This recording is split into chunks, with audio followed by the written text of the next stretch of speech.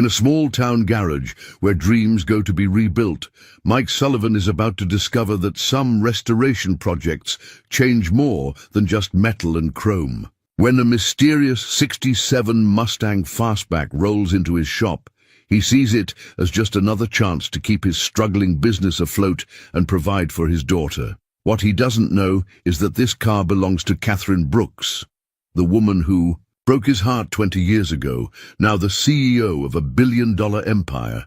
She spent years tracking down this exact Mustang, but it's not just the car she's come to reclaim. This isn't just another love story. This is about how fate uses a classic car to reunite two souls who never stopped wondering, what if? And how sometimes the road back to love requires a full restoration of the heart. Before we jump back in, tell us where you're tuning in from.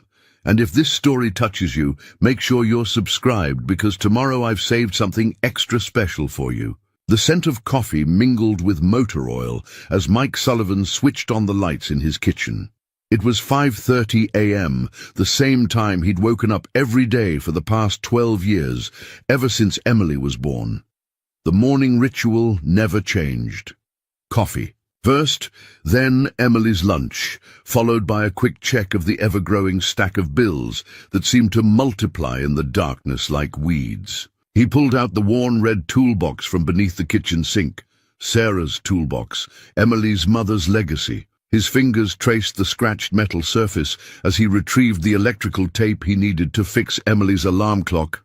Again, the old house had temperamental wiring, but moving wasn't an option. Not with the workshop's mortgage eating away at every spare dollar. "Dad?" Emily's voice drifted down from upstairs, followed by the soft padding of sock-covered feet on hardwood. "Is my clock broken again?" Mike smiled, setting the toolbox on the counter.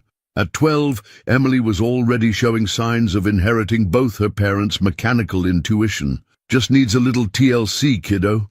Come down and I'll show you how to fix it yourself this time." She appeared in the doorway, her dark hair a mess of tangles, wearing the oversized vintage Ford t-shirt he'd given her for her last birthday. Emily made her way to the counter, pulling up a stool with practiced familiarity. Mike watched as she automatically reached for the toolbox, her movements mirroring Sarah's with an accuracy that sometimes took his breath away. "First rule of fixing anything," Mike began. "Their morning mantra is understanding how it broke." Emily finished, already opening the clock's casing with careful precision. "Mom's rules, right?" "That's right." Mike turned to pour her a glass of orange juice, hiding the catch in his throat. "Your mom could fix anything she set her mind to." Emily worked in silence for a few moments, her small fingers navigating the clock's inner workings with growing confidence. "Dad, Tommy's dad says the shop might have to close. Is that true?" Mike's hand stilled on the refrigerator door. "Trust a kid to cut straight to the heart of what keeps you up at night." He turned, meeting his daughter's worried gaze. "Tommy's dad needs to mind his own business," he said gently. "The shop's just going through a rough patch. Nothing we can't handle." But Emily, like her mother, had always been too perceptive for her own good. She glanced at the stack of bills on the counter, then back at the clock in her hands. "Maybe I could help out after school. I'm getting pretty good at organizing the tools, and Mrs. Henderson says I'm the best at math in my class." Pride and pain twisted in Mike's chest. He crossed the kitchen and dropped a kiss on top of her head. "You focus on being 12, sweetheart. That's your job right now. Besides," he added, injecting cheerfulness into his voice, "we've got that classic Mustang coming in today. One good restoration project can turn everything around." Emily's eyes lit up. "A real Mustang? What year?" "'67 Fastback, the holy grail of restoration projects." Mike pulled out ingredients for pancakes, their traditional Tuesday breakfast. "The client's paying top dollar, too. This could be exactly what we need." As he mixed the batter, Mike's thoughts drifted to the mysterious phone call he'd received about the car. The client's representative had been vague about details, but crystal clear about the budget. More money than he'd seen in one project since opening Sullivan's classic restorations. It felt like a lifeline, thrown just when he was about to go under. Emily had moved on to examining the toolbox itself, her fingers tracing the engraved initials on the bottom, SMT, Sarah Marie Thompson. "Tell me again how Mum used to help you restore cars," she said, a request she made at least once a week. Mike poured batter onto the griddle, letting the familiar story wrap around them both like a comfort blanket. "Your mom was the best mechanic I ever knew. Could diagnose an engine problem just by listening to it purr, or not purr, as the case may be. We met in high school, both of us oil-stained and stubborn, arguing over the best way to rebuild a transmission." He paused, frowning. For a moment, another face had flashed through his memory. Not Sarah's, but someone from before. Someone he hadn't thought about in years.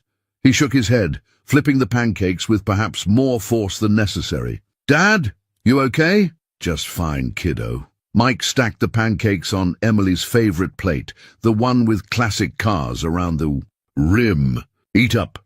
We've got a big day ahead of us." As Emily drenched her pancakes in syrup, Mike glanced at the stack of bills again. The foreclosure warning was on top, its red lettering visible through the thin envelope. One more month, maybe two, before he'd have to make some hard decisions. But looking at Emily, happily chattering about the Mustang and her ideas for helping with the restoration, Mike felt a familiar determination settle over him. He'd figured out how to be a single parent when Sarah died. He'd learned to braid hair, cook meals that weren't burnt, and navigate the treacherous waters of preteen girl emotions. He'd keep the shop open somehow. He had to. The Mustang was coming. Today. And maybe, just maybe, this would be the project that changed everything. The morning sun painted golden streaks across the steel and glass of the Brooks Technologies Tower. But Catherine Brooks had been in her office long before dawn. From 40 stories up, her hometown looked like a miniature model of itself, small enough to fit in the palm of her hand. She stood at the floor-to-ceiling windows, absently twisting the platinum watch on her wrist, a gift to herself when she'd closed her first billion-dollar deal. "Ms. Brooks!" Her assistant's voice crackled through the intercom. "They're ready. And for you in the boardroom." Catherine straightened her shoulders, smoothing down her tailored charcoal suit. "Tell them I'll be there in 5 minutes, Angela." She turned back to her desk, her eyes drawn to the photograph she kept partially hidden behind her laptop. The edges were worn soft from years of handling, the colors faded to nostalgic sepia tones. Two teenagers leaned against a pristine 67 Mustang fastback, their whole lives ahead of them. The boy's dark hair fell across his forehead as he smiled at the camera, one arm draped casually over the girl's shoulders. The girl, herself, 20 years and a lifetime ago, beamed with unguarded joy, holding up a set of keys like a trophy. Catherine picked up the photo, her manicured fingernail tracing the outline of the car. It had taken her team of private investigators 3 years to track down that exact Mustang. 3 years of following dead ends and false leads, all while building an empire that would have seemed impossible to that teenage girl in the photo. "Miss Brooks!" Angela appeared in the doorway, tablet in hand. "Mr. Chen is getting impatient." "Richard Chen can learn the virtue of patience," Catherine replied, but she set the photo down. "Has there been any update on the restoration project?" Angela swiped through her tablet. The car was delivered to Sullivan's Classic Restorations this morning. The owner seems to have an excellent reputation for classic car restoration, despite some recent financial difficulties. Financial difficulties. Catherine's hand tightened on the back of her chair. She'd known about Mike's struggles, had monitored his situation from afar for months. It would be so easy to simply write a check to solve all his problems with the stroke of a pen. But that wasn't why she'd orchestrated this reunion. "What's our position on the merger?" she asked, deliberately changing the subject. "The board is split.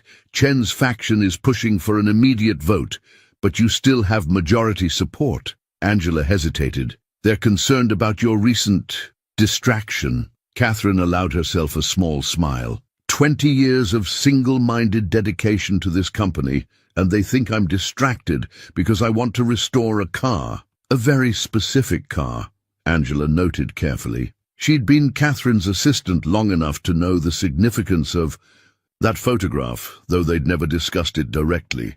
The board needs to understand something. Catherine gathered her tablet and phone. Every empire needs a foundation. Sometimes that foundation needs maintenance, just like any classic car. She paused at the door. Send me hourly updates on the restoration progress.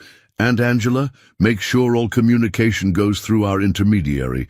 Mr. Sullivan isn't to know who the client is. Not yet.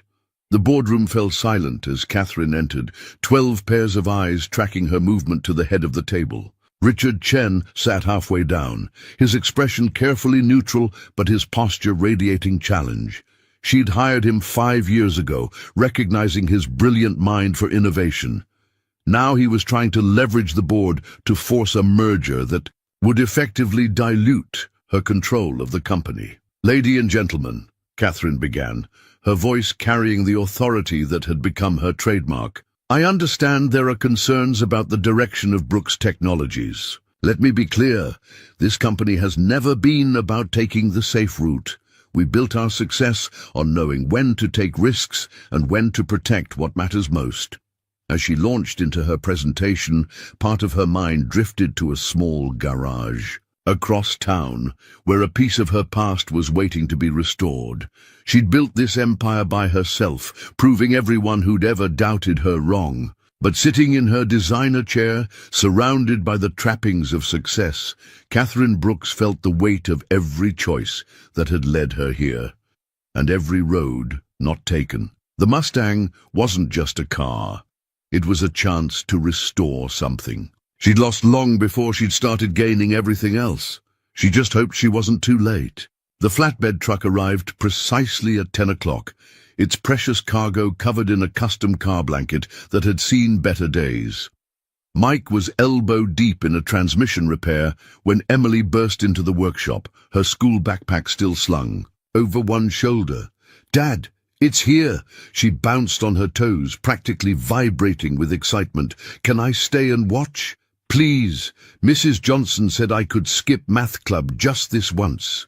Mike wiped his hands on a shop rag, trying to suppress his own eagerness. "Your education comes first, kiddo, you know that." "But this is educational. It's mechanical engineering in practice." She grinned, using his own words from countless workshop lessons against him. A sharp knock interrupted their debate. A woman in an impeccable business suit stood in the doorway, looking distinctly out of place among the tools and engine parts. "Mr. Sullivan, I'm Diana Wells, representing the owner." She extended a hand, then thought better of it when she saw the grease still staining his fingers. "Just give me a moment to clean up," Mike said, heading for the industrial sink. Over his shoulder he caught Emily introducing herself to Ms. Wells, with all the poise Sarah had tried so hard to instill in her. When he returned, Ms. Wells was reviewing documents on her tablet. "The owner has very specific requirements for this restoration," she began, her tone clipped and professional. "The car must be returned to its exact 1967 factory specifications, with one exception.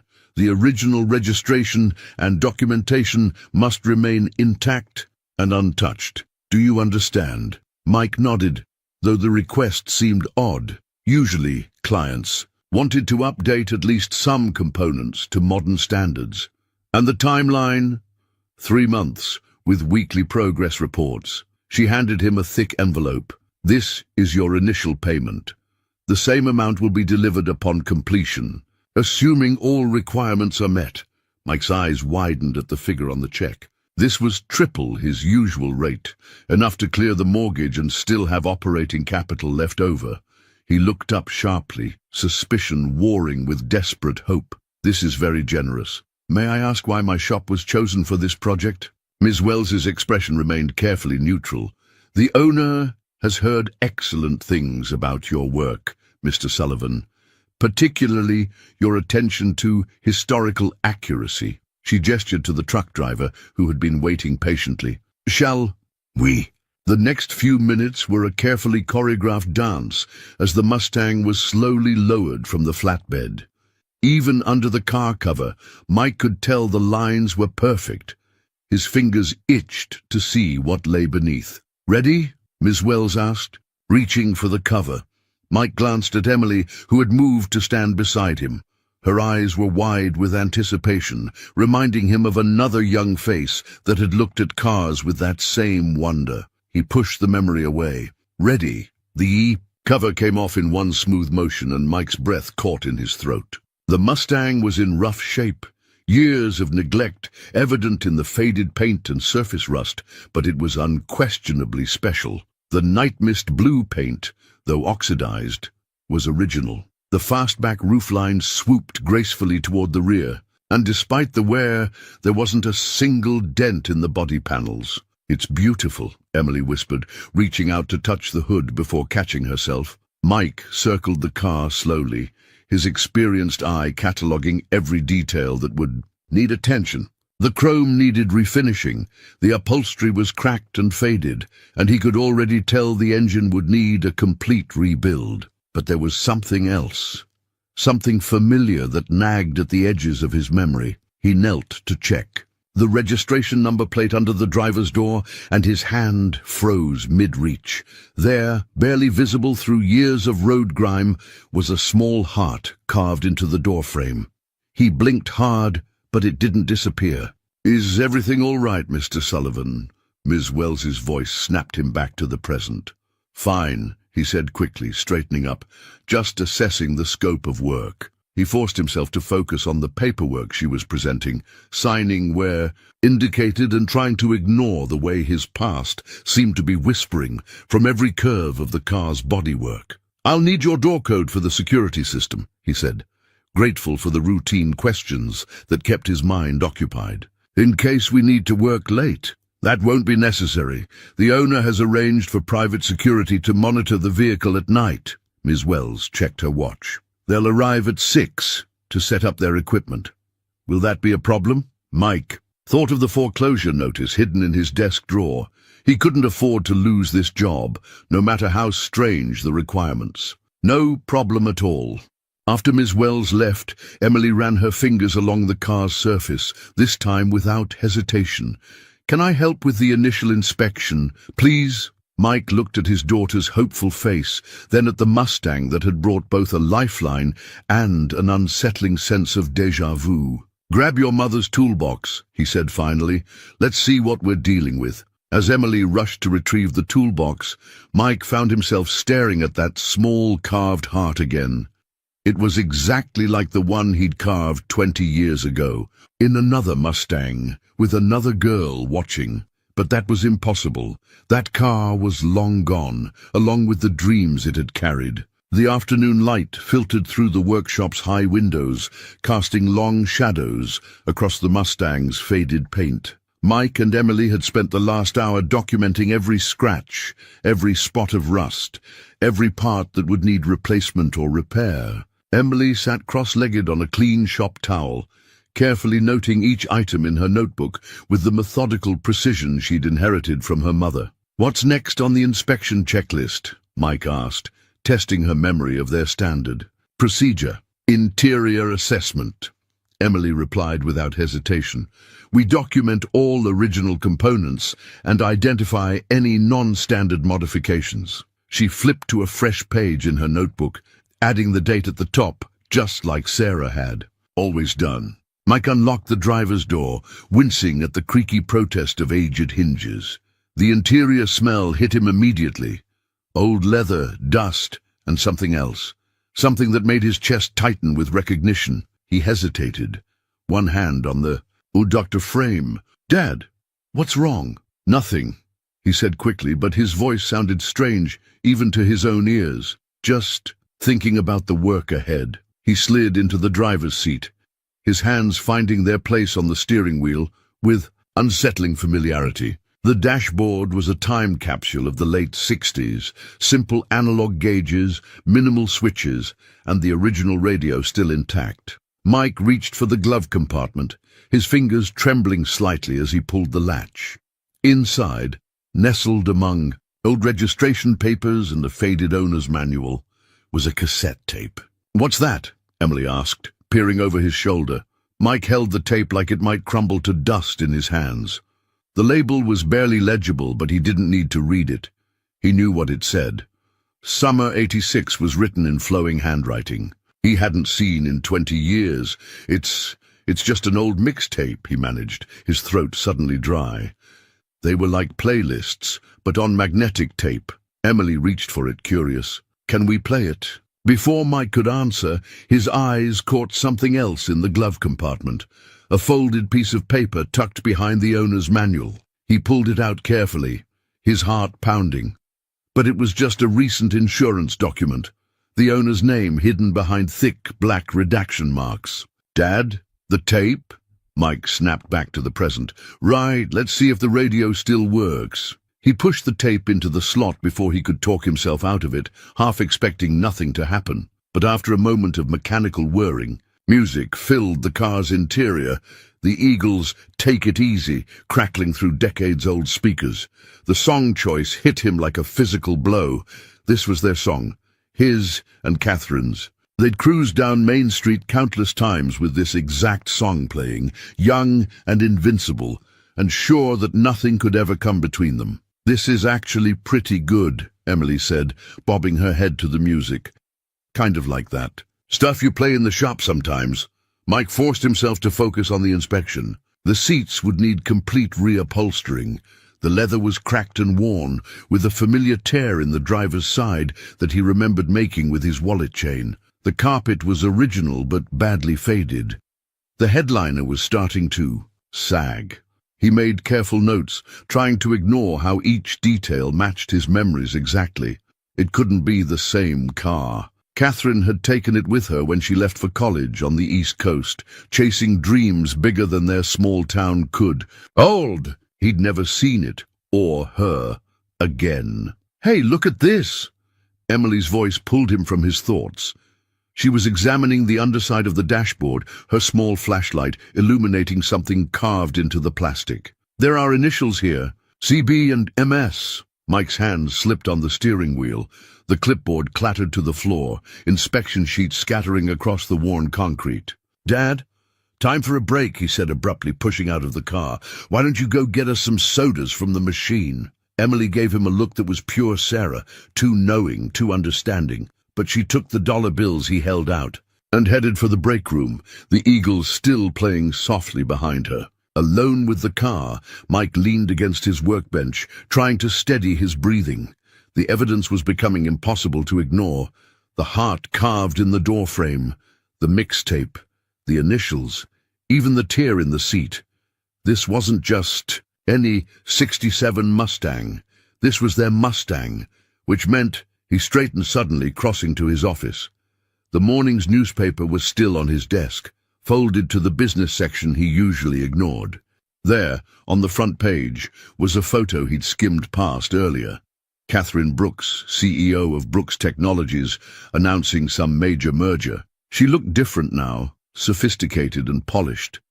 But her eyes were the same, eyes he'd once known better than his own. The article mentioned she'd recently returned to her hometown to oversee a new tech center development. Mike stared at the photo, pieces clicking into place. The generous payment, the strict restoration requirements, the security measures. She'd found their car, found him. But why now?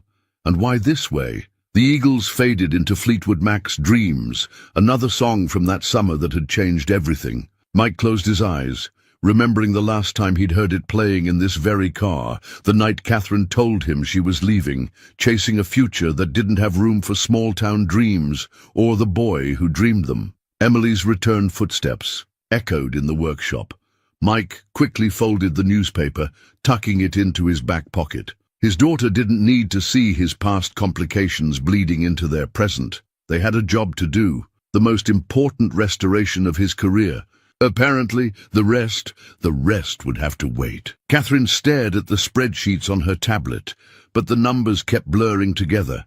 The security feed from Sullivan's classic restorations played silently on her second monitor, showing Mike and a young girl, his daughter according to the file, working on the Mustang. She found herself watching their interactions more than the actual restoration progress. "Miss Brooks?" Angela appeared in the doorway. "The board members are requesting an emergency session. Mr. Chen is claiming you've misappropriated company funds for personal use." Catherine's jaw tightened. Of course Richard would find out about the Mustang. "The restoration is being funded from my personal accounts, not corporate resources. He knows that. He's suggesting it's a sign of emotional instability." Angela hesitated. "There are rumors you're planning to step down." The security feed showed Mike lifting his daughter up to peer into the engine bay, his hands steady and protective. Catherine forced her attention back to Angela. "Call legal. I want a complete audit of Chen's department ready for the morning meeting, and get me the latest polling from our shareholders." Her phone buzzed with Diana's daily report. "Initial inspection complete. Subject discovered identifying markers. Emotional response noted." Catherine's hand moved instinctively to the small silver key she wore on a chain beneath her silk blouse. The original key to the Mustang, the one she'd been holding in that old photograph. She'd kept it all these years, even as she'd built her empire, earned her MBA, and transformed herself from a small-town dreamer into one of the most powerful women in tech. "There's something else," Angela said, interrupting her thoughts. "The Silicon Valley Times is running a piece on female CEOs and work-life balance. They're focusing on your personal history." "You mean my lack of one?" Catherine's laugh held no humor. "Send them the usual statement about dedication to innovation and corporate leadership. They've uncovered your high school records. They know about the scholarship you turned down to Stanford's mechanical engineering program." Catherine's fingers stilled on the key. She hadn't thought about that scholarship in years, or the alternative future it had represented. What else do they know? "Nothing specific about him." Angela nodded toward the security feed, where Mike was now teaching his daughter how to check the transmission fluid. "But they're asking questions about why you've returned to your hometown." The intercom buzzed before Catherine could respond. "Ms. Brooks, Mr. Chen and the board members are assembled in conference room A. Time to face the firing squad," Catherine murmured. She stood, straightening her jacket with practiced precision. "Angela, have Diana increase the security detail at the shop. I don't want any reporters getting wind of the restoration project." "Of course. And the Times article." Catherine paused at the door, watching as Mike smiled at something his daughter had said. She recognized that smile. It was the same one that had once convinced her they could take on the world together, armed with nothing but a socket wrench set and endless summer dreams. "Tell them." She touched the key again, drawing strength from its familiar edges. "Tell them that even CEOs are allowed to restore what's broken." The boardroom fell silent as she entered, 12 faces ranging from concerned to openly hostile. Richard Chen sat in her usual chair at the head of the table, a power play so obvious it was almost amusing. "Lady and gentlemen," Catherine said, remaining standing, "I understand there are concerns about my recent investment choices." "Investment is a generous term," Chen interrupted. "Obsession might be more accurate. You've hired private investigators, spent countless resources tracking down a worthless old car. That worthless old car is my personal property, purchased with my personal funds." Catherine's voice could have frozen helium. "But since you're so interested in my investments, let's discuss your recent meeting with our competitors at Oracle Industries." Chen's face went pale. Catherine allowed herself a small smile as she opened her tablet. "Now, about that audit." The meeting lasted 2 hours. By the end, Chen's attempted coup lay in ruins, and Catherine had consolidated her control of the board even further. But the victory felt hollow as she returned to her office, where the security feed still played silently. Mike was alone now, carefully removing the Mustang's old spark plugs. Even through the grainy footage, she could see the gentleness in his hands, the same gentleness she'd once known so well. He paused suddenly, running his fingers over something on the engine block. Catherine leaned forward, knowing what he'd who found their initials scratched into the metal during one of their midnight repair sessions. Her phone buzzed again. Subject showing increasing signs of recognition.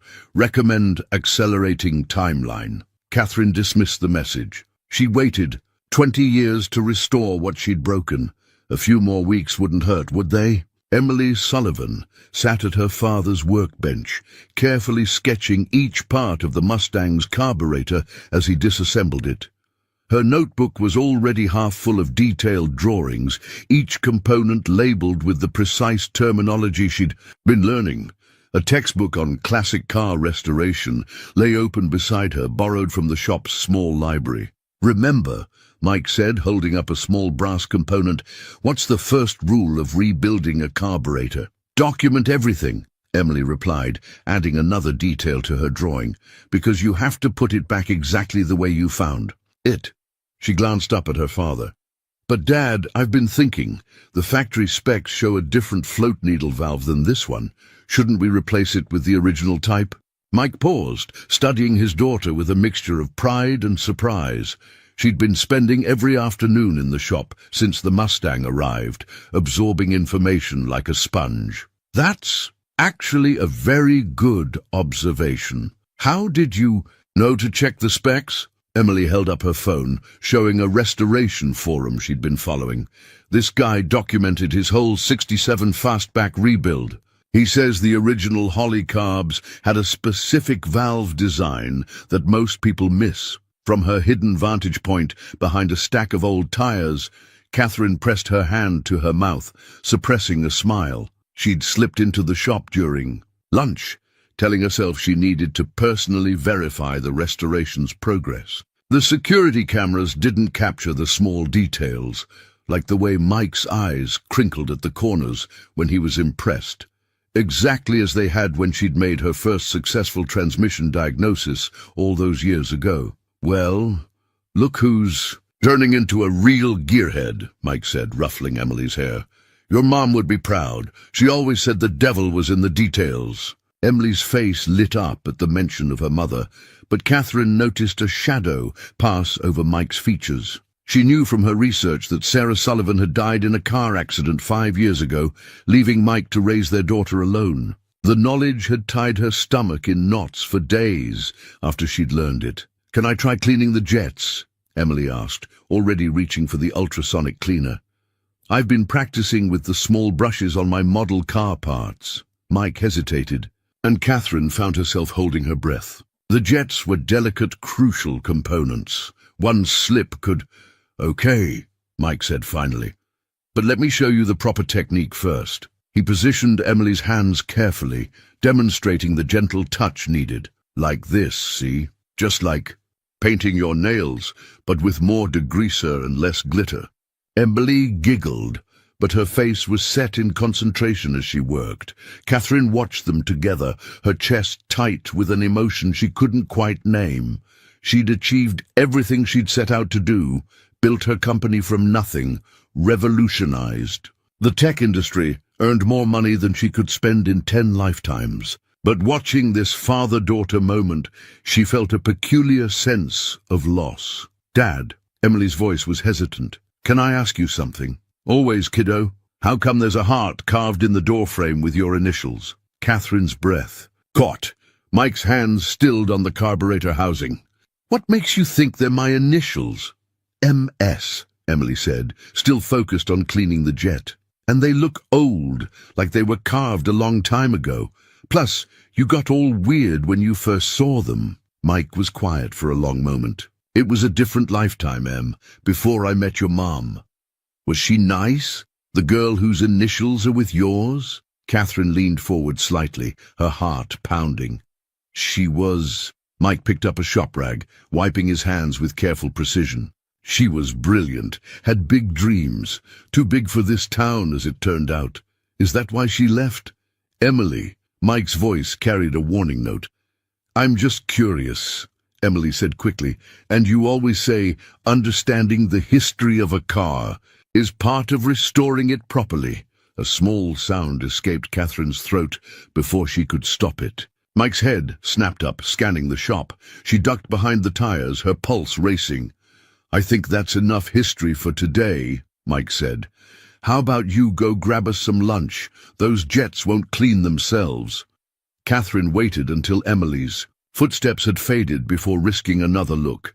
Mike stood at the workbench, staring at the disassembled carburetor, but clearly seeing something else entirely. His fingers traced the edge of an old photograph tucked inside his toolbox. A photo Catherine knew well, because she had its twin in her office, 40 stories above them. "You okay, boss?" Tommy, Mike's lead mechanic, called from across the shop. Mike straightened, the professional mask sliding back into place. "Fine, just thinking about original specifications." He picked up Emily's notebook, studying her careful drawings. "Our girl's got a good eye for detail, just like her old man," Tommy said. "Though I gotta say, boss, this whole project is weird. Private security, mystery client, all these specific requirements about keeping original documents. You sure we haven't stumbled into some kind of car theft ring?" "The payment cleared," Mike said firmly. "That's all that matters." But Catherine saw the way his hand lingered on the carved initials as he passed the driver's door. He knew, maybe not consciously, not yet, but some part of him remembered. Just as some part of her had never really left this shop, never stopped, being that girl who believed love and a good set of tools could fix anything. The evening sun cast long shadows through the workshop windows. As Mike worked alone, the quiet broken only by the soft classic rock playing from his old radio. He'd sent Emily home with Tommy's wife an hour ago, promising they'd continue the carburetor rebuild tomorrow. Now it was just him and the Mustang, and all the ghosts it seemed to carry. The dashboard was partially disassembled, components carefully laid out and labelled on his workbench. Emily's detailed drawings had proven surprisingly useful.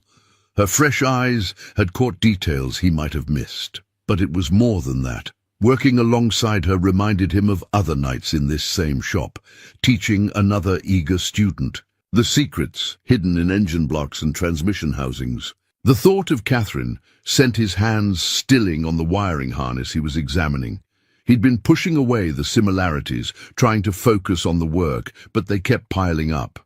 The carved initials, the mixtape, the specific wear patterns that matched his memories exactly. "You're losing it, Sullivan," he muttered, reaching deeper into the dashboard cavity. His fingers brushed something that didn't feel like standard wiring or components, a piece of paper wedged behind the radio housing. Carefully, he extracted it.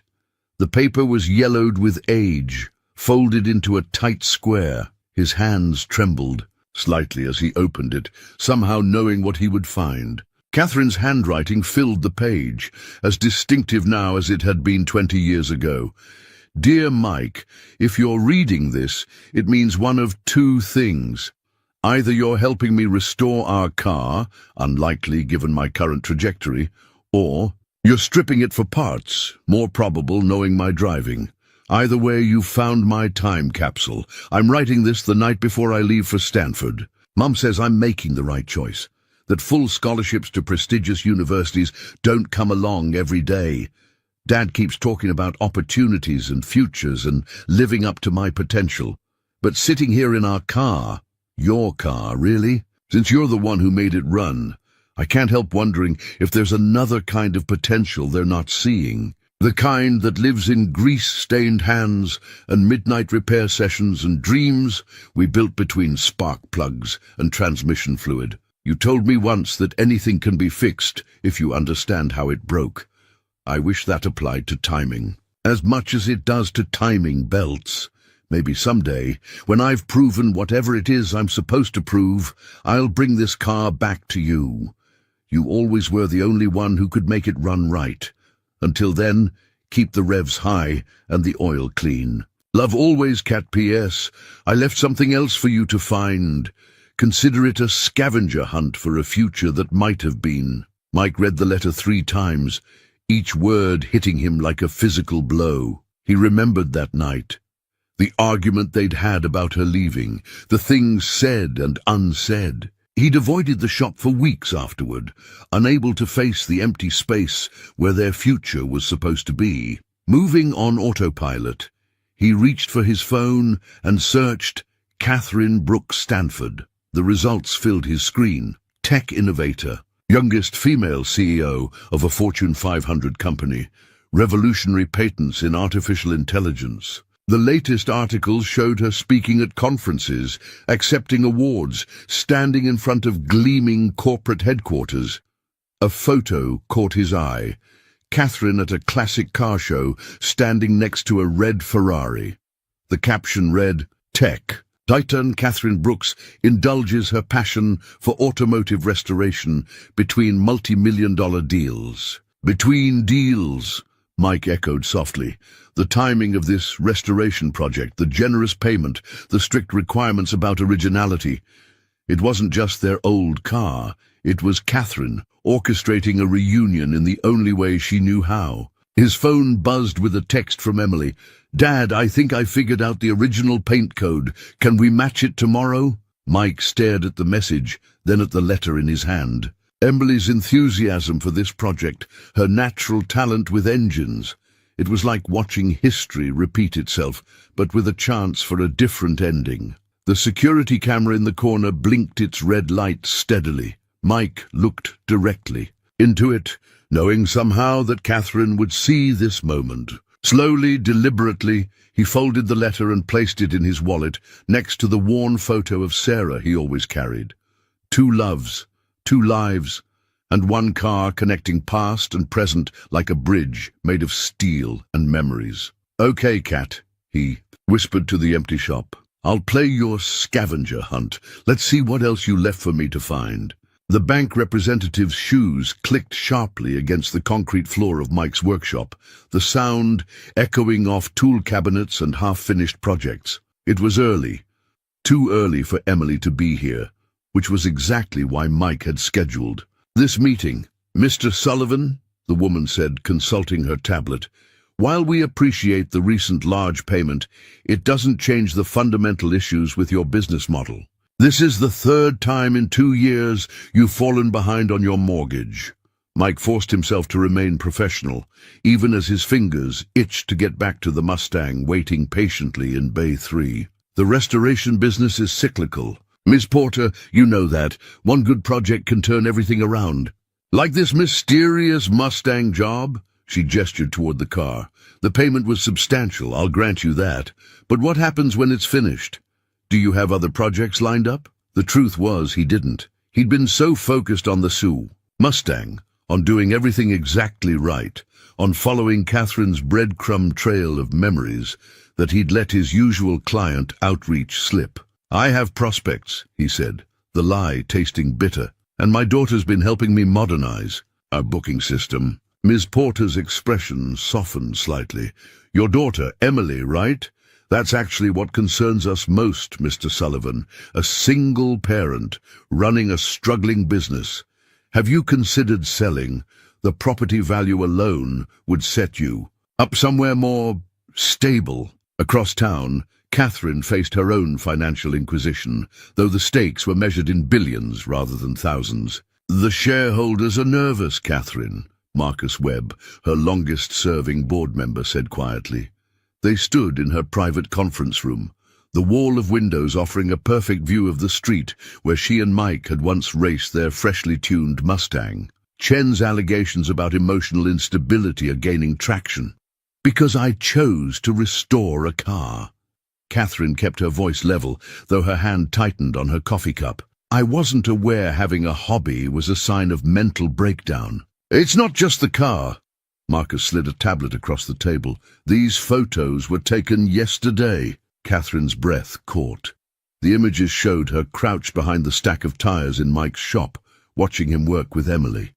The next showed her leaving through the back door, checking carefully to ensure no one saw her. "The board would understand if you were simply reconnecting with an old flame," Marcus continued.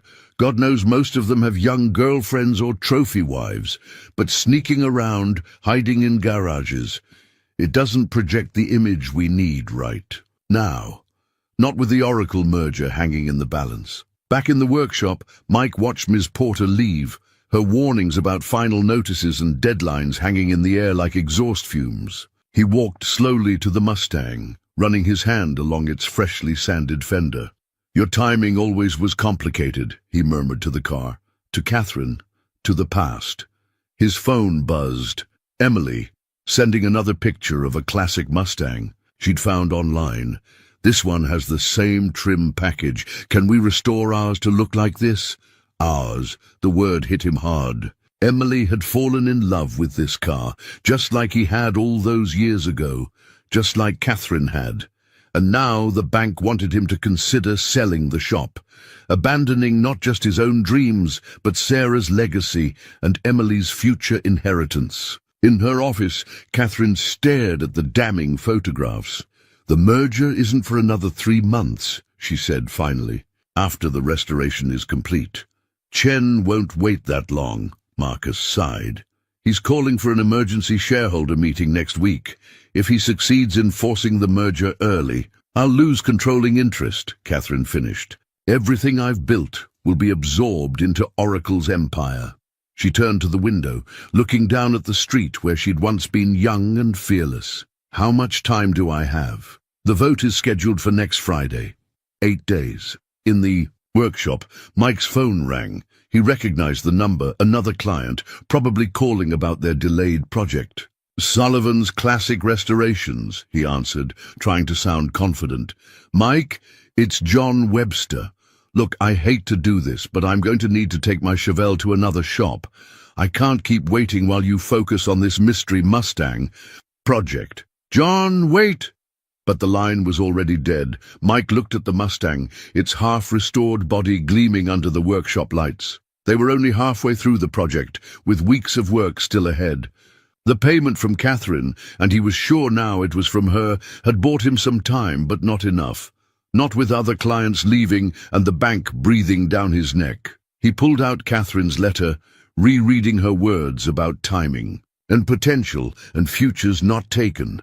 Somewhere in this car, she'd left more clues, more pieces of their shared past. But with the bank's deadline looming and clients dropping away, he might not have time to find them all. Unless he walked to his office, picking up the business magazine with Catherine's photo. The article mentioned she was staying at the Grand Hotel downtown while overseeing Brooks Technologies' expansion into their hometown. Maybe it was time to stop playing scavenger hunt. Maybe it was time to confront the past head-on before he lost everything. His shop, his daughter's inheritance, and his chance to understand why Catherine had brought their car home after all these years. The yearbook was heavier than Mike remembered. Its blue cover faded from years of storage in his office's bottom drawer. He hadn't opened it since Sarah died, but Emily's questions about the Mustang and Catherine's letter had sent him digging through old memories. "Earth to Dad," Emily said, perched on the corner of his desk. "You've been staring at that book for like 5 minutes." Mike blinked, realizing he'd lost track of time. "Just doing some research on period-correct restoration techniques." He lied, but Emily was already reaching for the yearbook. "Class of 87? She flipped it open before he could stop her. "Oh my gosh, is that you? Look at your hair!" The photo she'd found was from the auto shop class. Mike, in a grease-stained shirt, bent over an engine with another student. Catherine. Her dark hair was pulled back in a messy ponytail, and she was pointing at something in the engine bay, her face animated with explanation. "Who's that with you?" Emily asked, but her tone suggested she already knew. Mike cleared his throat. "That's Catherine. We were the girl whose initials are carved in the Mustang," Emily finished. She studied the photo more closely. "She's pretty, and she looks like she knows her way around an engine." "She was the best mechanic in school," Mike said softly. "Could diagnose an engine problem just by listening to it. Everyone thought she was just hanging around the shop because of me, but truth was, I learned as much from her as she did from me." Emily turned the page, finding more photos. The senior prom, Catherine in a blue dress that matched the Mustang's paint, Mike in a rented tux with a crooked bow tie. The senior superlatives, most likely to succeed under Catherine's portrait, and there in the candid section, a shot of them both leaning against the Mustang in the school parking lot, laughing at something now lost to time. "Dad?" Emily's voice was careful. "Is this the same Mustang we're restoring?" Before Mike could answer, Tommy stuck his head in the office. "Boss, you might want to see this." Mike followed his mechanic out to the shop floor, Emily trailing behind with the yearbook. A sleek town car had pulled up outside, its driver helping an elderly man out of the back seat. "Is that," Tommy whispered. "Robert Brooks," Mike confirmed, recognizing Catherine's father from recent newspaper photos. The man who had once told his daughter she was wasting her potential hanging around a small-town garage. Mr. Brooks walked slowly into the shop, leaning on an expensive-looking cane. His suit probably cost more than Mike's monthly mortgage payment, but his face carried the same stern expression Mike remembered from 20 years ago. "Michael Sullivan," he said, his voice gravelly with age. "You've done well with the place. Your father would be proud." Mike felt Emily press against his side, suddenly shy. "Mr. Brooks, what can I do for you? You can explain why my daughter is risking everything she's built to play mechanic again." He gestured toward the Mustang with his cane. "She won't listen to me, but maybe she'll listen to you. Tell her to sell the car. And this, whatever this is, before she loses control of her company." Mike's hand found Emily's shoulder, drawing strength from her presence. "With all due respect, sir, that's not my place. Catherine's a grown woman who can make her own decisions. Just like she decided to throw away a full scholarship to Stanford's engineering program?" Mr. Brooks's eyes narrowed. "Oh, yes, I remember how that almost played out. You and this car and all your grand plans about opening a garage together. Thank God she came to her senses." Emily's grip on the yearbook tightened. Mike could feel her tension, her instinct to defend him warring with her shyness. "Actually," Mike said quietly, "she didn't throw anything away. She went to Stanford, built an empire, and changed the tech industry. And now she owns this car again. Seems to me like she found a way to have everything she wanted." "Not everything," Mr. Brooks said, his gaze shifting to Emily. "Some choices have permanent consequences. Remember that, young lady." He turned to leave, then paused. "The shareholder vote is next Friday. If she loses control of the company because she was distracted by old memories, I trust you'll know whose fault it really is." After he left, Emily opened the yearbook again, finding the photo of her father and Catherine working on the engine together. "Dad, what did you mean about her having everything she wanted?" Mike stared at the empty space where Mr. Brooks had stood, 20 years of unspoken words pressing against his chest. "I meant that sometimes people can surprise you. Your mom taught me that. She never cared that I was just a mechanic, never worried about status or money. She loved this shop almost as much as I do." "But Catherine left," Emily said, tracing the outline of the Mustang in the old photo. "She had dreams bigger than this town could hold, bigger than I could understand back then." Mike looked at the Mustang, remembering Catherine's letter about different kinds of potential. "But she kept the car. All these years, she kept our car. And now, she's brought it home." Emily was quiet for a moment, processing this with the serious consideration she gave to complex engine problems. "The bank lady said we might have to sell the shop," she finally said. "Is that true?" Mike knelt down to her level, the way he did when explaining particularly tricky mechanical concepts. "Emily, I promise you, I'm not going to let that happen. This shop was your mom's dream too. It's your inheritance. Then maybe—" Emily held up the yearbook, showing the photo of young Catherine explaining the engine to young Mike. "Maybe it's time to talk to her. For real, not just through the car." Mike looked at his daughter, so much like Sarah in her practical wisdom, but with a spark of something else, something that reminded him of another young woman who'd once believed anything could be fixed if you understood how it broke. "Yeah," he said softly, "maybe it is." Catherine sat in her parked car outside Sullivan's Classic Restorations, gripping the steering wheel of her Mercedes as if it might somehow give her courage. The morning sun hadn't yet crested the building's roof, but she could see lights on. Inside, Mike always was an early riser. After her father's intervention yesterday, she knew she couldn't keep hiding behind Diana's reports and security cameras. The workshop door was unlocked, the familiar smell of oil and metal hitting her with an almost physical force.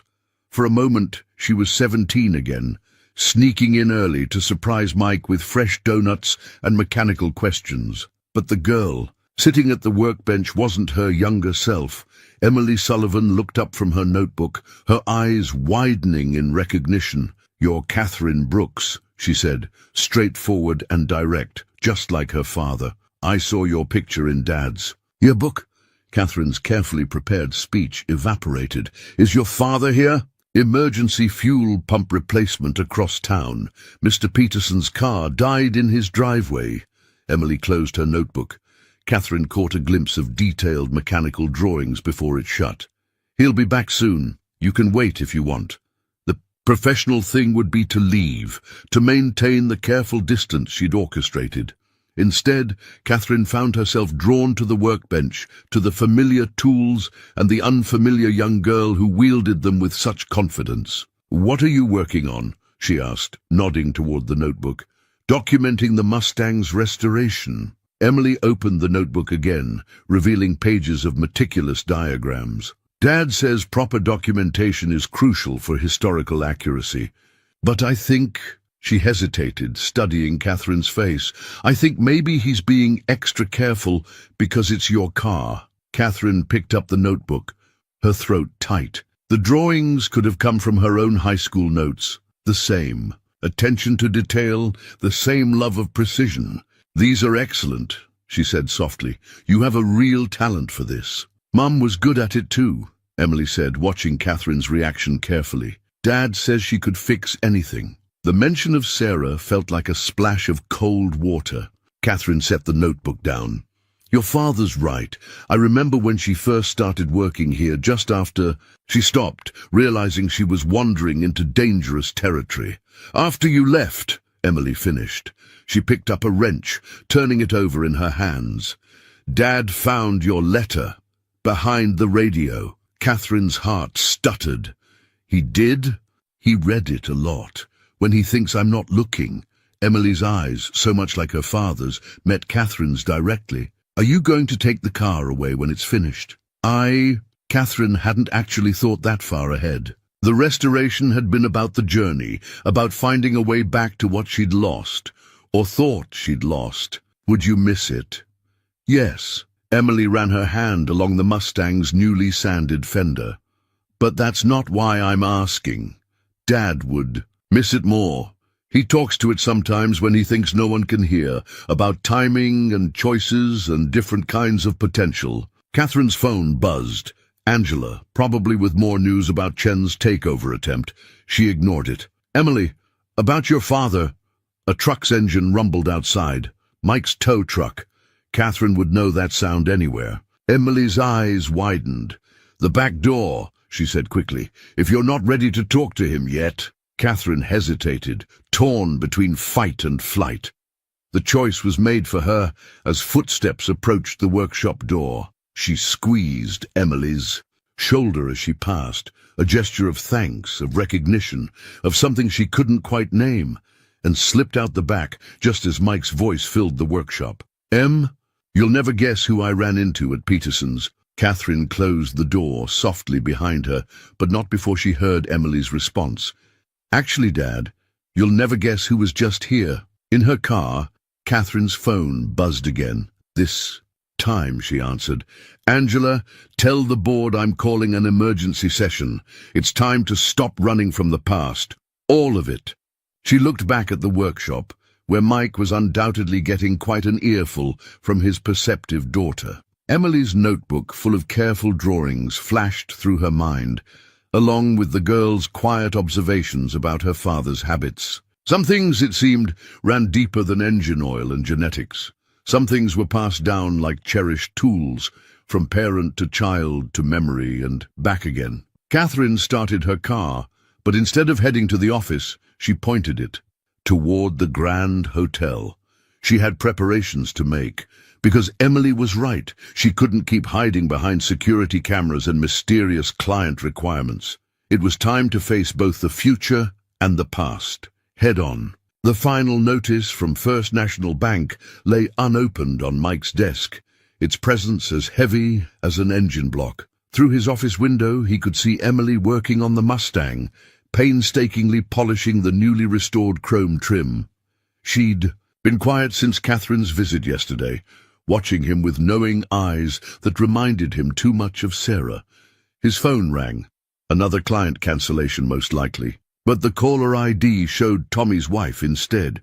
"Mike, you need to turn on the news, Channel 7. He flicked on the small TV mounted in the corner, a relic from Sarah's days of watching soap operas during lunch breaks. The business segment was running a breaking story. Brooks Technologies faces hostile takeover. CEO Catherine Brooks under fire. The reporter's voice filled the small office. Sources say the emergency shareholder meeting has been moved up to tomorrow morning, with board member Richard Chen expected to force a vote on the Oracle Industries merger. Critics point to Brooks's recent erratic behavior, including an obsession with a vintage car restoration project in her hometown. Mike's hands clenched. Erratic behavior, obsession, the words of people who'd never understood what it meant to love something you built with your own hands. "Dad?" Emily stood in the doorway, chrome polish still on her fingers. "Is Catherine going to lose her company?" Before he could answer, the bank's number flashed on his phone. He let it go to voicemail, but the message light blinked accusingly. They both knew what it meant. The grace period was over. Pay up or lose the shop. "What are we going to do?" Emily asked, her voice small. Mike looked at his daughter, then at the TV where Catherine's corporate headshot filled the screen, then at the Mustang through the window. 20 years of choices and consequences, all converging at once. Across town, Catherine stood in her hotel suite, surrounded by financial reports and legal documents.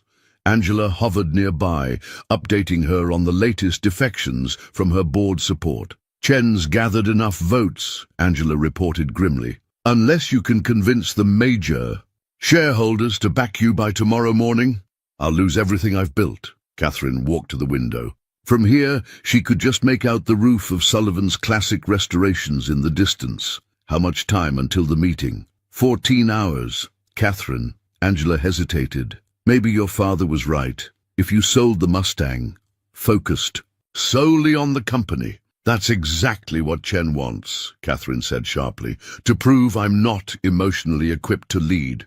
That I'll sacrifice passion for pragmatism, just like I did 20 years ago." She turned from the window. "Get me everything we have on Chen's dealings with Oracle, and call Diana. I need to know exactly how much of the Mustang's restoration is complete." "You're not thinking of going to the garage?" "That's exactly what I'm thinking." Catherine grabbed her jacket.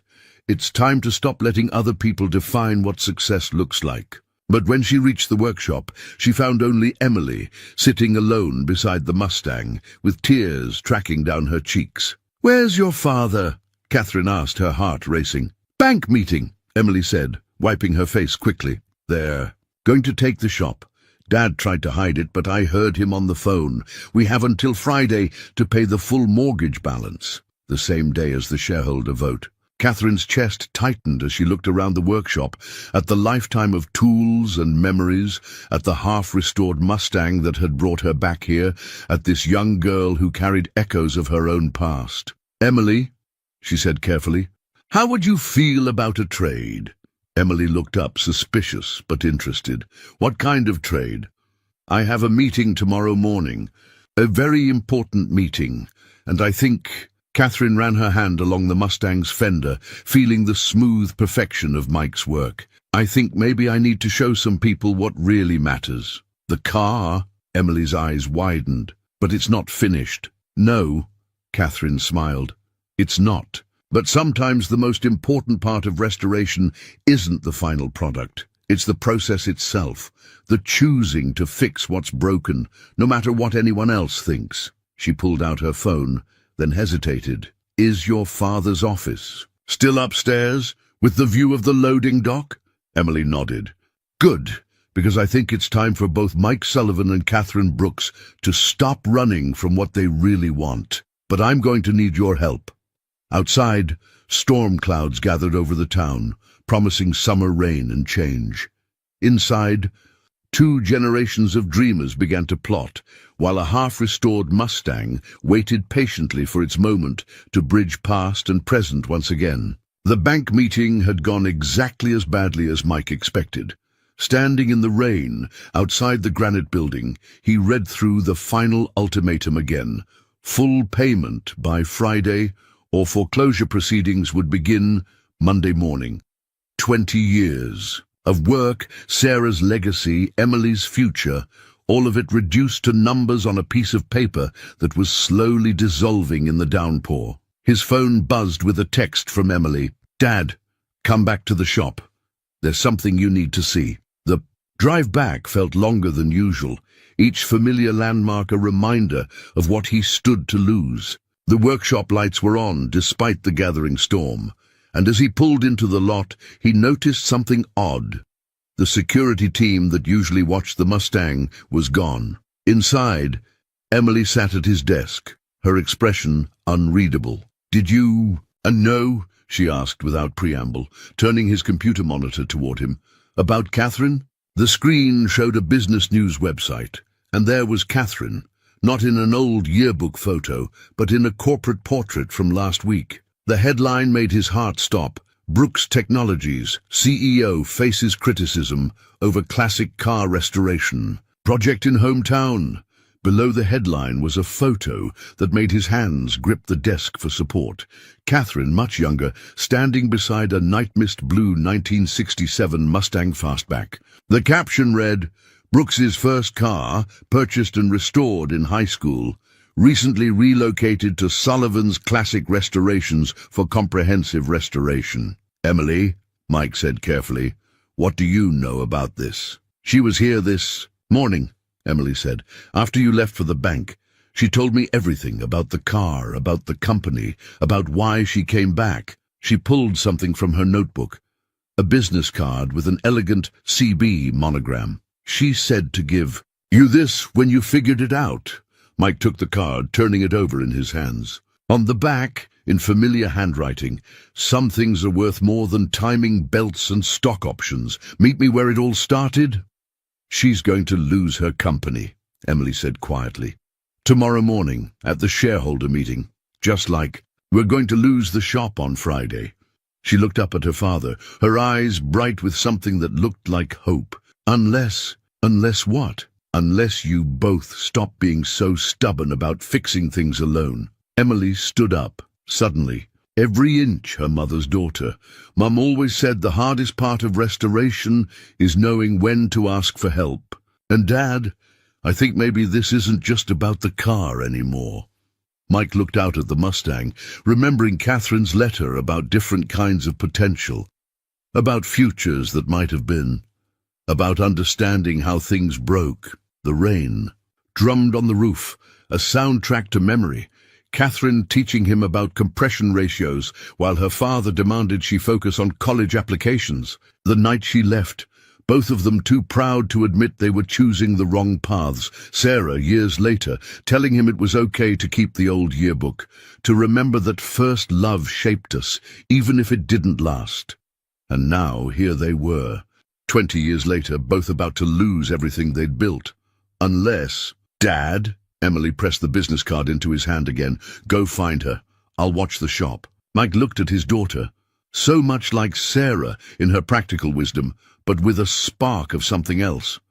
Something that reminded him of another young woman who'd once believed anything could be fixed if you understood how it broke. "Where it all started," he murmured, reading Catherine's note again.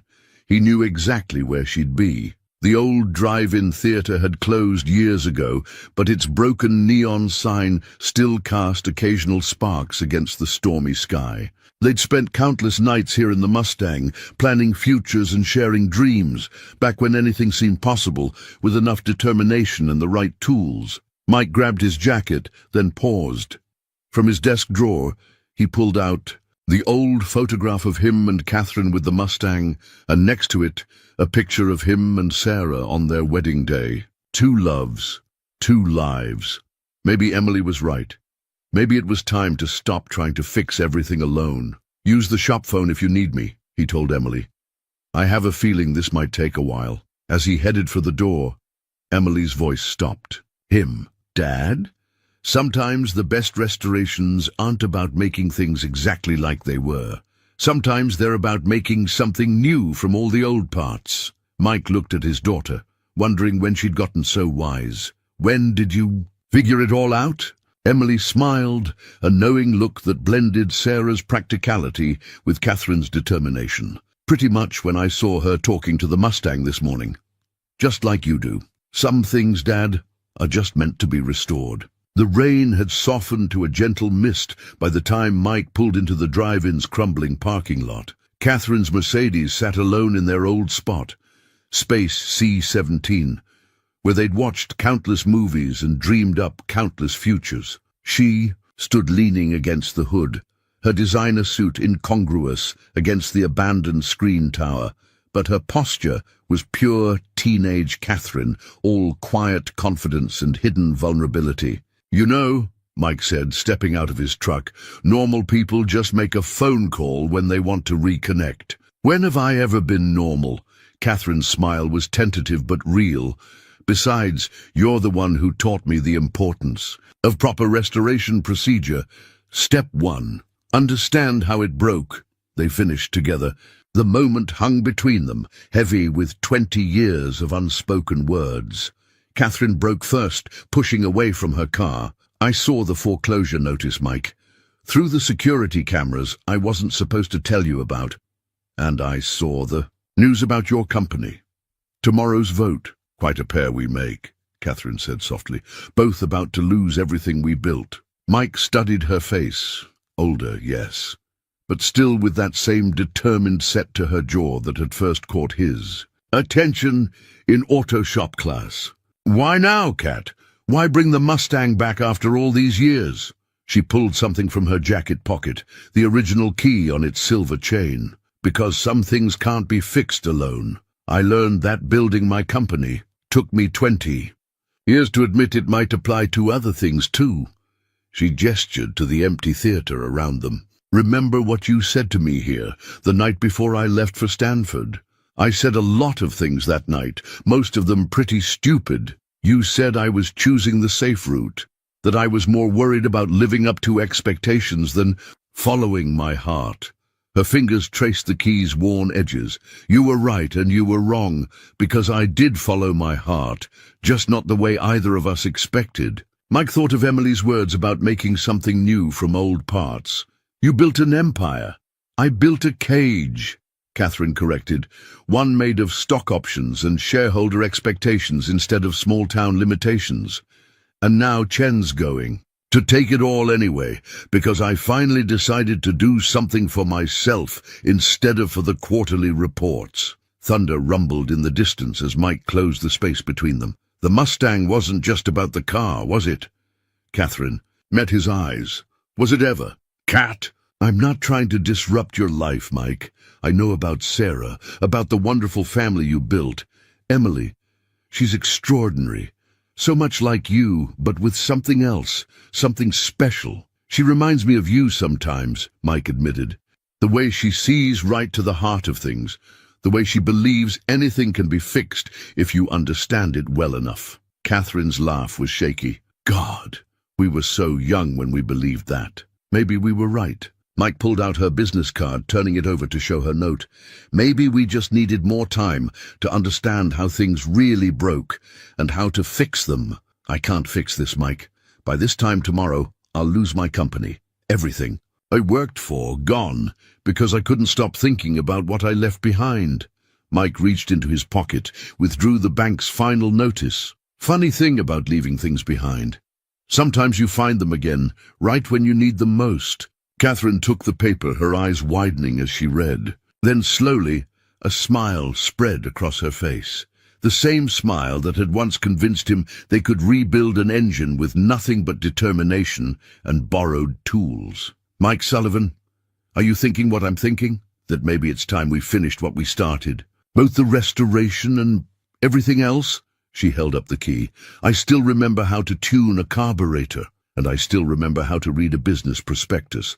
Sarah made sure of that when we were expanding the shop. The rain picked up again, but neither of them moved. In the glow of the old neon sign, Catherine looked both familiar and new, like a carefully restored classic with modern upgrades. It won't be easy, she warned. Chen's got a lot of support on the board. And the bank's not going to wait forever, Mike countered. But you know what? I've got a pretty smart daughter who keeps telling me the best restorations aren't about making things exactly like they were. Catherine's hand found his, the key pressed between their palms like a promise. Then maybe it's time we both stopped trying to restore the past and started building something new instead. Above them, the storm began to clear, stars peeking through breaks in the clouds. Just like another night, 20 years ago, when two kids in a Mustang thought they had to choose between love and dreams. Maybe, Mike thought, they'd finally figured out how to have both. Dawn was breaking over the workshop when Emily arrived to find both her father's truck and a sleek Mercedes in the parking lot. Inside, Mike and Catherine sat at his desk, surrounded by papers and empty coffee cups, while Catherine's tablet displayed a video feed of an anxious-looking Angela. The shareholders meet in 4 hours, Angela was saying. Chen's people are already gathering supporters in the lobby. Let them, Catherine replied, her eyes fixed on the document Mike was reviewing. How many shares does Sullivan's Classic Restorations need to buy to block the merger? Emily froze in the doorway. Her father looked up, his tired eyes crinkling at the corners. Morning, kiddo. Hope you don't mind, but we're thinking of taking on a new partner. The shop can't afford, Emily began, but Catherine cut her off. The shop can't, but I can, at least for the next few hours while I still control my company. She ran a hand through her disheveled hair, somehow still managing to look elegant despite pulling an all-nighter. The question is whether your father will let me. Mike set down the papers. Stock certificates, Emily realized. It's not that simple, Cat. If we do this, use the shop to buy enough shares to block Chen's vote, we're betting everything on one move. If it fails, then we both lose everything, Catherine finished. But if it works, we save both, Emily said, understanding lighting up her face. The shop becomes a major shareholder in Brooks Technologies, which gives you enough votes to stop the merger, and the shop gets the investment it needs to stay open. Both adults turned to stare at her. When did you learn about corporate voting structures? Mike asked. Emily shrugged. I might have done some research last night. After Catherine left her business card, the tablet chimed with an incoming call. Catherine's father's name flashed on the screen. She declined it with a sharp gesture. He's not going to stop, Mike said quietly. Neither is Chen. They're going to say you're emotionally compromised, making irrational decisions based on sentiment. Let them. Catherine stood, pacing the small office. I built that company by seeing potential where others saw junk, just like we used to do with cars. She paused at the window, looking down at the Mustang. The real question is, are you ready for this? Because if we do this, everything changes. The shop, your life, Emily's future. My future? Emily moved fully into the office. What about my future? The adults exchanged a look that held volumes of unspoken communication. Finally, Mike said, if this works, the shop would become part of Brooks Technologies' portfolio. We'd expand, modernize. It wouldn't be just a small-town restoration garage anymore, but it would still be ours. Emily's voice was small. Yes, Catherine said firmly, that's non-negotiable. Your father would retain operational control, and you... She smiled. Well, let's just say I've seen your notebook. I could use someone with your eye for detail in our engineering department eventually. Another call came through. Chen, this time. Catherine answered it on speaker. Catherine, be reasonable. His smooth voice filled the office. I have the proxy votes. The merger is happening. Don't throw away your legacy on some nostalgic midlife crisis. Emily watched her father's jaw tighten at Chen's tone. But before he could speak, Catherine replied, My legacy, Richard, is understanding that true value isn't always visible on a balance sheet. I'll see you at the vote." She hung up, but the tension remained. Mike stood, moving to stand beside her at the window. "Kat, are you sure? Your father was right about one thing. You worked too hard building that company to risk it all now." "No," Catherine said softly. "I worked too hard to let someone else decide what it becomes." She turned to face him. "But I can't do this without you. Both of you." Emily looked between them. Her father, who had taught her that anything worth doing was worth doing right, and Catherine, who had brought back not just a car, but a chance at something new, something bigger than all of them. "Dad," she said, "remember what Mom used to say about taking chances?" Mike's expression softened. "That the best mechanics know when to replace a part and when to rebuild it." "Exactly." Emily picked up her notebook, opening it to her latest drawings of the Mustang's engine. "So maybe it's time to stop trying to restore things exactly the way they were and start building something better." Catherine's phone buzzed again. Angela with updates about shareholders arriving early. The time for decision had come. Outside, the morning sun caught the Mustang's newly polished chrome, making it shine like a beacon of possibility. 3 generations of dreams, about to either crash together or soar in ways none of them had imagined. The choice, as always, would come down to understanding not just how things broke, but how they could be made stronger in the rebuilding. The Brooks Technologies lobby buzzed with shareholders and press, all eyes drawn to the unusual sight of a pristine 1967 Mustang fastback parked directly in front of the building's glass entrance. Its night-mist blue paint gleamed in the morning. The sun, the product of an all-night restoration session that had left Mike's hands raw and Catherine's designer suit stained with polish. "Are you sure about this?" Mike asked, watching Catherine adjust her presentation notes. They stood in her private elevator, Emily between them clutching a leather portfolio that contained their entire future. "About saving my company with a classic car demonstration?" Catherine's smile held equal parts nervousness and determination. "Let's just say I'm taking a page from your repair manual. Sometimes you have to strip everything down to see what's really valuable." The elevator doors opened directly into the boardroom. Chen stood at the head of the table, Catherine's usual spot, flanked by Oracle Industries executives. His confident smile faltered slightly at the sight of Mike and Emily. "Catherine," he said smoothly, "this is a closed meeting. Family photos can wait until after the vote." "They're not here for photos." Catherine strode to the center of the room. "They're here because Sullivan's Classic Restorations now owns 12% of Brooks Technologies' voting shares." A murmur ran through the assembled shareholders. Chen's smile disappeared entirely. "Impossible. The purchase would have been flagged, not if it was done through multiple small transfers over 6 hours." Emily piped up, then blushed as all eyes turned to her. Hypothetically speaking." Catherine's father rose from his seat. "Catherine, what have you done?" "What you taught me to do, Dad. Found value where others saw liability." She nodded to Emily, who opened the portfolio and began distributing documents. "Ladies and gentlemen, before you vote on the Oracle merger, I want to show you something. Not quarterly projections or market analyses, but the future of Brooks Technologies." She clicked her presentation remote. The wall screen filled with an image of the Mustang, taken just an hour ago. "This car represents everything our company stands for. Innovation, precision, the ability to recognize potential where others see outdated technology." "A car," Chen scoffed. "This is what you're betting the company's future on." "No," Mike stepped forward. "She's betting it on the process.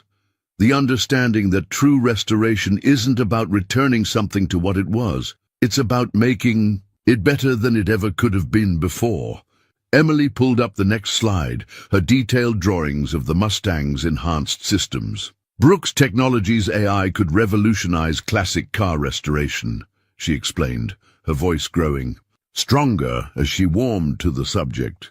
Imagine software that could analyze engine sounds for precise diagnostics, or predict metal fatigue before it becomes critical. "The girl's done her homework," one of the older board members muttered appreciatively. Catherine moved through the presentation with practiced ease, but Mike noticed she kept one hand on the Mustang's key around her neck. Sullivan's Classic Restorations isn't just a small-town garage. It's a testing ground for integrating our AI technology with hands-on mechanical expertise, the kind of expertise that built this company in the first place. She met her father's eyes. "You always said I was wasting my potential in that garage. But what if the garage was exactly where I needed to be? What if understanding how things break and how to fix them is the most valuable skill a CEO can have?" The room was silent as Catherine's words sank in. Chen started to speak, but Emily beat him to it, pulling out her notebook. "Look at these diagnostic patterns," she said, spreading the pages across the table. "I've been documenting every step of the Mustang's restoration. With Brooks Technologies AI, we could create a database of mechanical knowledge that combines human experience with machine learning." The board members clustered around Emily's drawings, murmuring with growing interest. Mike watched his daughter explain complex mechanical concepts to some of the wealthiest people in the country and felt a fierce pride that had nothing to do with engines or algorithms. "The vote," Chen demanded, his face flushed. "We need to proceed with the vote." Catherine squared her shoulders. "Yes, let's, because everyone in this room needs to decide what kind of company we want to be. One that gets absorbed into a corporate machine, or one that remembers its roots while reaching for the future." The old board member who had noticed Emily's homework stood up. "I've seen enough. I'm voting my shares against the merger." One by one, other shareholders began to voice their agreement. Chen's face grew darker with each declaration. Catherine's father was the last to speak. He walked slowly to the Mustang, running his hand along its fender. "I bought you your first set of tools," he said quietly, "before I got scared about your future and tried to force you onto a safer path. Dad, you were right, both of you." He turned to face the room. "My shares vote against the merger. Some things are worth more than safe investments." As the final votes were tallied, Mike felt Emily slip her hand into his. "Dad, does this mean we get to keep the shop?" "The shop," Catherine answered, "and something more. A future none of us could have built alone." Outside the boardroom windows, the morning sun caught the Mustang's chrome trim, sending bright reflections dancing across the walls like promises kept, and new ones waiting to be made. The sun was setting behind Sullivan's Classic Restorations, casting long shadows across the newly installed Brooks Technologies sign that now shared space with the original workshop nameplate. Inside, Mike watched Emily demonstrate her diagnostic software prototype to Catherine's development team, her tablet connected to the Mustang's enhanced monitoring system. "See?" Emily pointed to a pattern on the screen. "The AI can predict potential issues by comparing current engine sounds with its database of known problems, but it still needs a human mechanic to verify and fix the actual issue." "The perfect blend of technology and experience," Catherine said from the office doorway. She'd switched her corporate suit for well-worn jeans and a shop shirt, looking more relaxed than Mike had seen her in weeks. "Just like some other combinations I could mention." Mike felt the familiar warmth in his chest that appeared whenever he saw Catherine in his shop. Their shop now, technically, though she'd insisted on keeping the Sullivan name primary on all the paperwork. "How'd the board meeting go?" he asked as she crossed to his desk. "Chen's resignation is official, and Dad's actually excited about our new direction. He's been going through his old engineering textbooks, talking about consulting on the AI architecture." She smiled. "Apparently he's remembered he used to love building things too." Through the window, they could see the development team gathering around the Mustang, taking notes as Emily popped the hood. The late sunlight caught the new Brooks Sullivan Innovation Center plaque on the wall, Emily's suggestion for the expanded workshop's official name. Sarah would have loved this, Mike said softly. Seeing Emily in her element, the shop growing into something bigger than we imagined. Catherine's hand found his on the desk. She helped make it possible. Everything you learned together, everything you built, it's all part of this too. Mike turned to look at her fully. No regrets? About any of it? About taking 20 years to figure out we could have both? Maybe a few? She squeezed his hand. But Emily's right. Sometimes the best restorations aren't about going backwards. They're about taking everything you've learned and building something better. A knock at the door interrupted them. Emily stood there, practically bouncing with excitement. Dad! Catherine! Come look at what we figured out! They followed her to the Mustang, where the development team had set up multiple screens displaying real-time diagnostic data. Emily's notebook lay open on the workbench, its hand-drawn diagrams now supplemented with complex coding notes. We can integrate Mom's old diagnostic methods with the AI, Emily explained. See? Her way of listening to engines, combined with the computer's pattern recognition, it's like having the best of both worlds. Mike watched his daughter move confidently between the traditional tools and cutting-edge technology, equally at home with both. She reminded him so much of Sarah in her practical approach, but there was something else there too, a spark of innovation that echoed Catherine's vision. The development team began packing up for the day, leaving the three of them alone with the Mustang. Catherine ran her hand along the car's flank, pausing at the spot where their initials were still carved. You know, she said thoughtfully, we never did finish the full restoration. Maybe we're not supposed to, Emily suggested. Maybe it's better with some of its history showing, like a timeline of everything that brought us here. Mike looked at his daughter, so wise, so understanding of things that had taken him decades to learn. Then at Catherine, who had found her way back to this shop with a plan both wildly improbable and perfectly logical. Speaking of timelines, Catherine said, the house next door just went up for sale. The commute from the Grand Hotel is getting old. Mike's heart did a familiar flip. Trying to tell me something, Ms. Brooks? Just thinking about proper restoration procedure. She smiled. Step 1. Understand how it broke. Step 2. Gather the right tools to fix it. Step 3. Make it better than new, Emily finished. Which reminds me, I have homework to finish. You two can handle closing up, right? She was gone before either could respond, leaving them alone with the Mustang and 20 years of choices that had somehow led them right back where they started, but this time with the wisdom to build something that could last. So, Mike said, pulling Catherine close, about that house next door. Above them, the shop lights flickered on automatically, triggered by the AI system Emily had installed. The Mustang's chrome caught the glow, reflecting back all the possibilities that came from understanding not just how things broke, but how they could be made whole again, scars, memories and all. 1 year later, the old drive-in theater looked different in daylight, its renovated screen gleaming white against the summer sky. Where weeds once grew through cracked pavement, classic cars now lined up in neat rows, their chrome sparkling in. The June sunshine. A banner stretched across the entrance. First annual Brooks Sullivan Classic Car Show and Tech Innovation Expo. Mike stood at the center of it all, watching Emily demonstrate their new diagnostic system to a crowd of impressed mechanics and tech investors. She moved with easy confidence between a restored Chevelle and a bank of computers, equally comfortable, with torque wrenches and touchscreens. Your daughter's quite the presenter, Catherine's father said, joining Mike at the edge of the crowd. Reminds me of someone else at that age.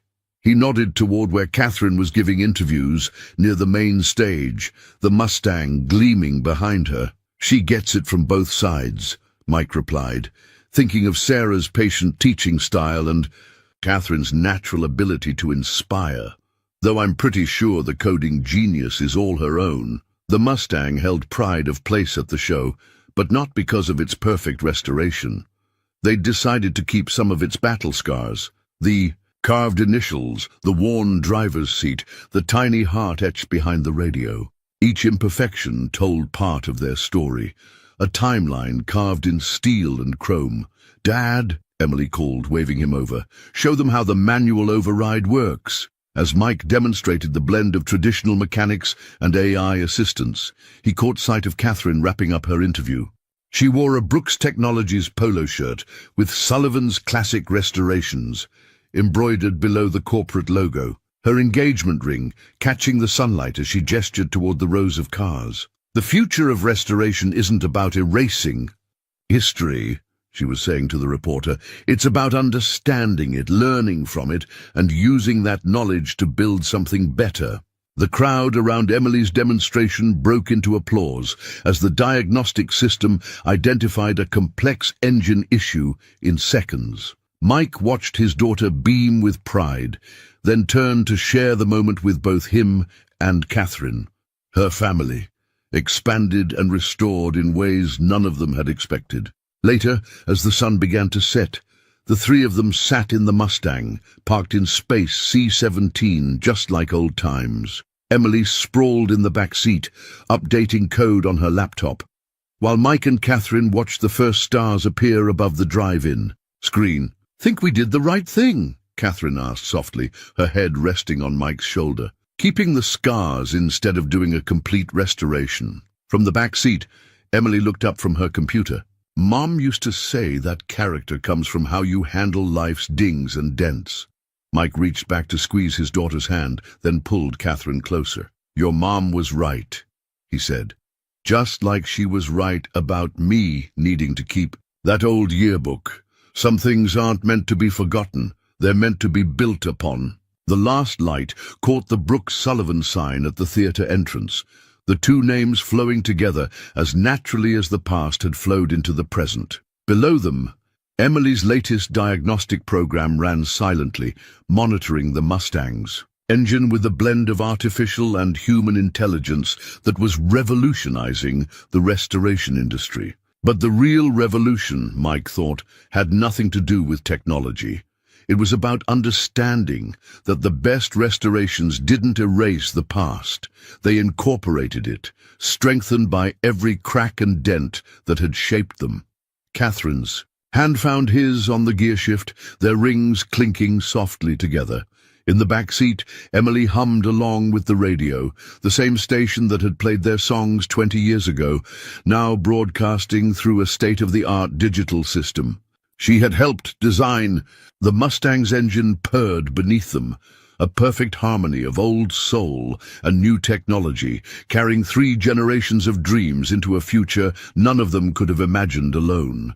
But then, the best journeys rarely end where you expect them.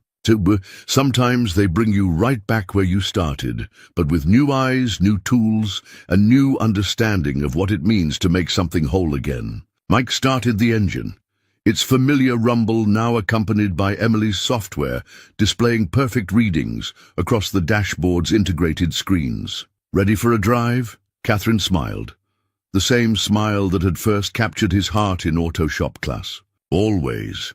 As they pulled out of the drive-in, the setting sun painted the sky in shades of night mist blue, while ahead of them the road stretched endlessly with possibility, just like it had 20 years ago, but better, because this time they understood that the best restorations aren't about recapturing the past. They're about building a future that honors every scratch, every dent, and every choice that brought you home.